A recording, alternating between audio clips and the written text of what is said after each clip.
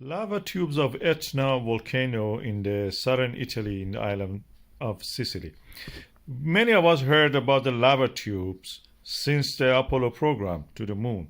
Apollo 15 actually landed beside one of these lava tubes, but they existed before that and were known to the geologists on the planet Earth. We were visiting them. They look like caves practically. You go inside them and they have anything that a cave have, even a stalagmite they can have. But we know them first as public by the moon.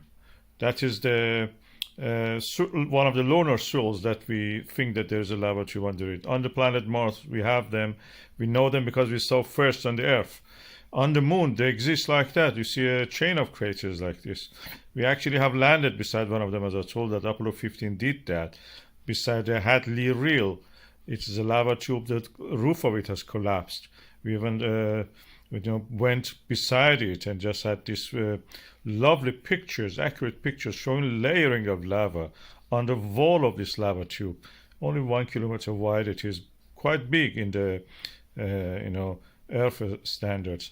In the Etna, Mount Etna, we have these lava tubes. Recent eruption of the Mount Etna was not pyroclastic or anything. We had lava flows. These lava flows were flowing out of one of the flanks of the volcano, and they were most of the course they were hidden. You could not see them at the surface. When they come out and they flow toward the lower ground, that's where they will become visible as lava flow. You have seen videos of them and photographs of them in our channel a lot. This is a sticky lava, which on the top of it gets hardened and then gradually forms a crust, like the crust which forms on milk or when you're boiling it or anything like that.